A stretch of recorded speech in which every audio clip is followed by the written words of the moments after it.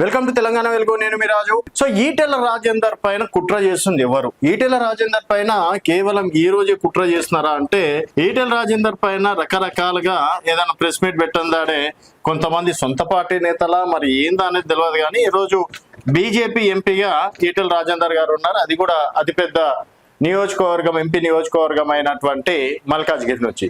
So Etela ఏడిపే BJP సంబంధించి అంటే బీజేపీలో ఎలాంటి పోస్ట్ అయినా సరే ఈటెల రాజేందర్ ఏడుస్తుంటారు. ఈరోజు ఎంపీ అయినందుకు తను ఏదో సొంత ఇమేజ్ మీద గెలిచిండు అనుకుంటున్నారు, కానీ కేవలం మోడీ ఇమేజ్ మీదనే గెలిచిండు. అలాగే ఒక బీసీ బిడ్డ అయినటువంటి ఇక్కడ హైలైట్ ఏంటంటే నిజామాబాద్ ఎంపీ ధర్మపురి అరవింద్ గారి పేరు తీయడం అనేది జరిగింది. సో అరవింద్ గారు కూడా దీన్ని తీవ్రంగా ఖండించారు. సో నాకు ఈటెల నాకు ఇప్పటి వరకు చిన్న మనస్పర్ధలు లేవు, ఇలాంటి ఫ్లెక్సీలు పెట్టి మీరు ఇద్దరి మధ్యలో అంతర్గతంగా ఏదో చిచ్చు పెట్టాలని చూడొద్దు అని చెప్పేసి కూడా ఎవరైతే పెట్టారో డెఫినెట్ గా వారి పైన చర్యలు తీసుకోవాలంటూ కూడా అరవింద్ గారు చెప్పడం అనేది జరిగింది. సో ఈరోజు భారతీయ జనతా పార్టీ 2028లో మేము వస్తాం, కాషాయ జెండా ఎగిరేస్తామని చెప్పేసి ఇక్కడ పశ్చిమ బెంగాల్లో గెలిచినట్టు మేము నెక్స్ట్ తెలంగాణలో కూడా గెలుస్తామని చెప్పేసి పెద్ద పెద్ద మాటలు చెప్తున్నటువంటి బీజేపీ కాంగ్రెస్ పార్టీలో ఏ విధంగా అయితే గ్రూప్ రాజకీయాలు ఉంటాయో గ్రూప్ రాజకీయాలను మించి భారతీయ జనతా పార్టీలో ఈరోజు ఉంటున్నాయి. సో గ్రూప్ రాజకీయాల వల్ల ఎంతవరకు నష్టపోతుంది అనేది కూడా మనం కల్లారా చూస్తున్నాం. పార్టీలో గ్రూప్ రాజకీయాల వల్ల ఏ సిచ్యువేషన్కి వెళ్ళిపోయినాయి అనేది. సో మరి భారతీయ జనతా పార్టీ ఒక క్రమశిక్షణ గల పార్టీ, భారతీయ జనతా పార్టీ కార్యకర్తల పార్టీ. భారతీయ జనతా పార్టీ కోసం కార్యకర్తలు అహర్నిశలు తిండి తిప్పలు లేకుండా భారతీయ జనతా పార్టీ కోసం పనిచేస్తుంటారు. మరి ఇక్కడ ఈ విధంగా సొంత పార్టీలో ఉన్నటువంటి ఎమ్మెల్యేల పైన, ఎంపీల పైన ఈ విధంగా కుట్ర చేస్తే రేపు భారతీయ జనతా పార్టీ అధికారంలోకి ఏ విధంగా వస్తుంది? ఇంకోటి, భారతీయ జనతా పార్టీ అధికారంలోకి రావాలంటే ఒక బీజేపీ ఒక తుఫాన్ లాంటిది వస్తే తప్పించి భారతీయ జనతా పార్టీ గెలవడం ఇంపాసిబుల్. సో అంతా ఒక యూనిటీగా ఉండి భారతీయ జనతా పార్టీ అధికారంలోకి తెస్తున్నాం అనే ఒకటి హోప్ గనక ప్రజల్లో కల్పిస్తే తప్పించి భారతీయ జనతా పార్టీని చూడరు. తెలంగాణ లాంటి రాష్ట్రాల్లో భారతీయ జనతా పార్టీ రావాలంటే చాలా కష్టంతో కూడుకున్నటువంటి పని.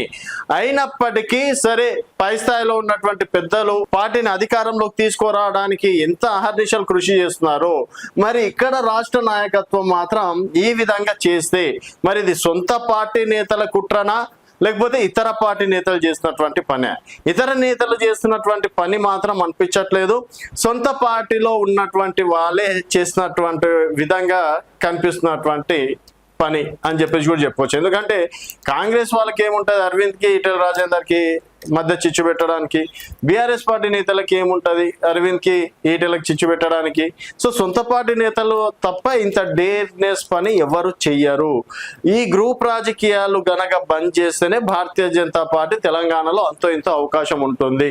మరి ఈటెల పైన రాజకీయాలు ఎవరు చేస్తున్నారు అంటే మనకు 5-6 పేర్లు అయితే వినిపిస్తాయి. ఇప్పుడు ఉన్నటువంటి పరిస్థితిలో మాత్రం ఆ రకంగా అంత డేర్నెస్ గా కూడా ఈటెల గారి పైన బ్యానర్లు ఎవరు కట్టారు. మరి దాన్ని ఇంటి దొంగ ఈశ్వరుడు అయినా పట్టలేడు అన్నట్టు ఆ ఇంటి దొంగను పడితే గాని భారతీయ జనతా పార్టీ సెట్ కాదు, కార్యకర్తల ఆశలు అనేది నెరవేర్చారు. ఇప్పటి వరకు చూసుకుంటే తెలంగాణలో బీఆర్ఎస్ పార్టీ 9.5 సంవత్సరాల అధికారంలో ఉంది. సో అక్కడ ఉన్నటువంటి కార్యకర్తలు, జెండా మూసినటువంటి వాళ్ళు అంతో ఎంతో బాగుపడ్డారు. ఈరోజు కాంగ్రెస్ పార్టీ అధికారంలోకి వచ్చింది, జెండా మూసినటువంటి కార్యకర్తలు కావచ్చు, సీనియర్లు అంతో ఎంతో పోస్టులతోటి వాళ్ళు బాగుపడ్డారు. భారతీయ జనతా పార్టీ కార్యకర్తలు ఏం పాపం చేశారు? భారతీయ జనతా పార్టీ కార్యకర్తలు ఎప్పుడు అఫీషియల్ గా ఒక కార్పొరేషన్ పోస్ట్ తీసుకుంటారు? భారతీయ జనతా పార్టీ కార్యకర్తలు ఎప్పుడు ఎమ్మెల్సీలు అవుతారు? భారతీయ జనతా పార్టీ కార్యకర్తలు ఎప్పుడు అంటే మంత్రులుగా, ముఖ్యమంత్రులు అవుతారు? సో వారిపైన వీరిపైన చేసుకుంటూ పోతే ఇంకా కార్యకర్తలకి ఎప్పుడు పెద్ద పీట వేసినట్టు.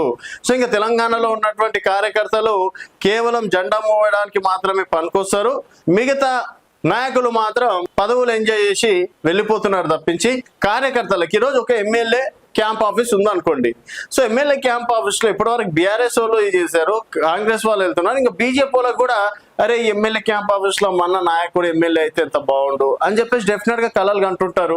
మరి ఆ కలలు నెరవేర్చడానికి అవకాశం ఉంది. నెక్స్ట్ భారతీయ జనతా పార్టీకి కూడా కొంచెం గట్టిగా ఫైట్ చేస్తే తెలంగాణలో చూడొచ్చు. ఎందుకంటే 8 మంది ఎంపీలు ఉన్నారు, 8 మంది ఎమ్మెల్యేలు ఉన్నారు, 3 ఎమ్మెల్సీలు ఉన్నారు.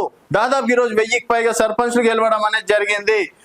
మున్సిపల్లలో 3-4 మున్సిపల్ పీఠాలు కావచ్చు, కరీంనగర్ లాంటి మేయర్ పీఠాన్ని కూడా ఈరోజు భారతీయ జనతా పార్టీ కైవసం చేసుకుంది.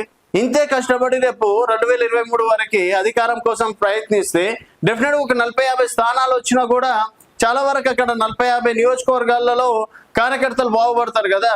ఈ ఇంటర్నల్ ఇష్యూల వల్ల ఈరోజు కార్యకర్త నష్టపోతున్నారు. మరి ఎంత త్వరగా ఇలాంటి కుట్రలు చేస్తున్నారో వారిని బయటకి పంపిస్తే తప్పించి Bharatiya Janata party next future ఉండదు అని చెప్పేసి కూడా చాలా క్లారిటీగా చెప్పుకోవచ్చు. మనం ఇంతకుముందు కేవలం కాంగ్రెస్ పార్టీలో వాళ్ళు డైరెక్ట్ బహిరంగంగా కొట్లాడుకుంటారు, మళ్ళీ తర్వాత మంచిగా అయిపోతారు. రీసెంట్ గా గాంధీ భవన్ లో చూసినాం మనం, అందరి ముందర కొట్లాడినా కూడా నెక్స్ట్ డే మళ్ళీ వెళ్ళి కలిసి అలై బెలై చెప్పుకున్నారు. అంతేగాని వారిపైన వీరిపైన మాత్రం ఈ విధంగా ఫ్లెక్సీలు పెట్టి డ్యామేజ్ అయితే చెయ్యలేరు. ఒకవేళ చేసినా కూడా దానికి చర్యలు తీసుకున్నారు. భారతీయ జనతా పార్టీలో కూడా ఇలాంటి అంతర్గత కుమ్ములాటల పైన డెఫినెట్ గా ఫోకస్ చేస్తే బీజేపీ ఏమన్నా తెలంగాణలో బతికే ఛాయిస్ ఉంది, లేకపోతే మాత్రం ఇంపాసిబుల్ అనుకోవచ్చు. సో ఈటెల గారి పైన కుట్ర ఎవరు చేస్తున్నారు అనేది మీ అభిప్రాయాల కింద కామెంట్ రూపంలో తెలియజేయండి. చూస్తూనే ఉండండి తెలంగాణ వెలుగు.